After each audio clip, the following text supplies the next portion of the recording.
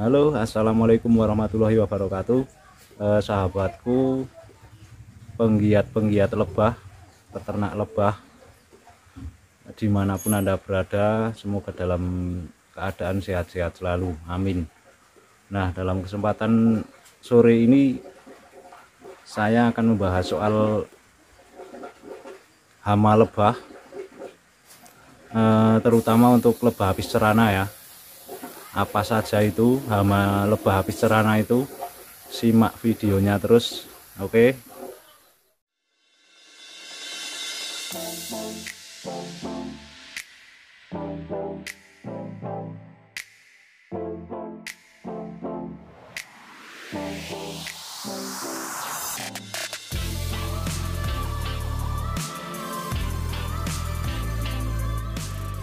Nah, oke sahabatku, ini di depan saya ini ada kotak saya yang kotak lebah habis cerana saya yang terkena hama, yaitu hama ulat ya.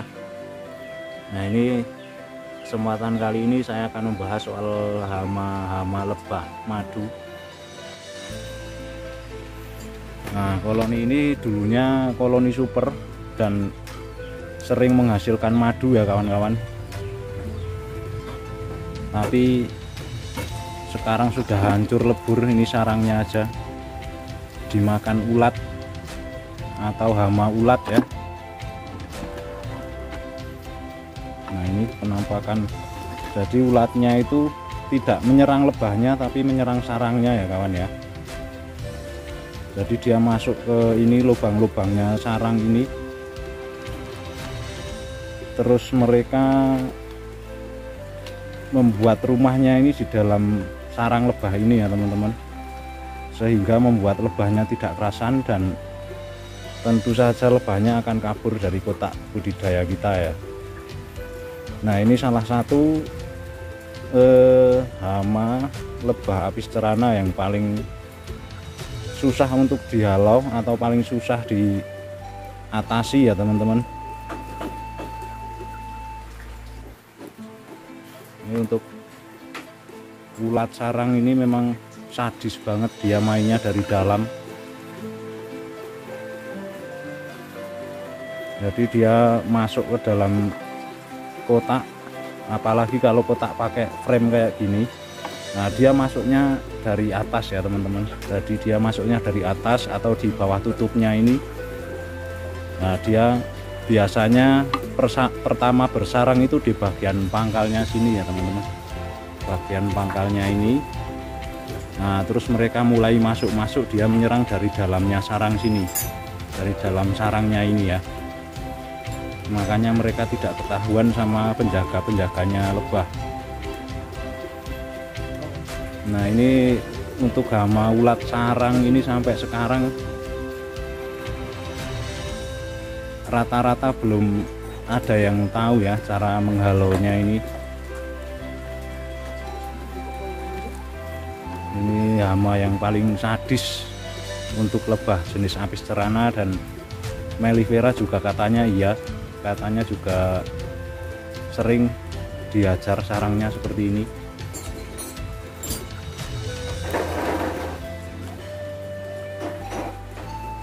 Nah, ini karena udah terlalu lama jadi ulatnya ini sudah menjadi apa, kupu-kupu ya, sudah berubah jadi kupu-kupu, sudah terbang. Jadi di sini nggak ada ulatnya ini. Dan untuk ulat sarang ini bentuknya mirip sama ulat yang biasanya ada di apa ya, biasanya ada di itu jagung yang kering, jagung, terkadang ada di biji-bijian seperti biji apa, kacang panjang, kadang juga di beras juga kadang ada ya. Nah, ini sangat mengerikan sekali ya teman-teman, semua bagian kena ulat semua ini. Sampai nempel semua. Ngeri. Jadi ini ulatnya itu warnanya putih kayak ulat bambu itu, seperti ulat bambu atau cinglung. Nah, ini teman-teman Untuk hama-hama yang selanjutnya itu khususnya lebah apis cerana ini, hama yang di dalam kotak itu ada misalnya semut. Kalau koloni semutnya banyak, dia berkembang di dalam kotak, dia juga akan menjadi hama ya. Terus ada kecoa, cicak. Kalau kecoa biasanya mengeluarkan bau-bau itu ya, jadi membuat lebahnya itu tidak kerasan dan dia akan kabur dari kotak. Nah, untuk hama yang selanjutnya bisa dari bunglon. Nah, dia juga memangsa lebah ya, bunglon. Terus kadal juga dia memangsa serangga. Nah, terus untuk hama-hama yang di luar sarang itu meliputi burung seriti, burung walet, burung dadali dan jenisnya, yang burung-burung yang mencari makan menyambar atau terbang sambil terbang. Nah, itu biasanya menjadi musuh dari lebah ya, atau bisa jadi dibilang hama lebah. Kalau tempat budidayanya itu terlalu lapang atau tidak ada pepohonan, lah itu biasanya untuk burung-burung jenis itu sangat suka sekali. Dan untuk mengatasinya kita bisa mengamati ya teman-teman. Jadi kalau untuk seperti hama yang di dalam kotak kan bisa kita lakukan cek secara berkala.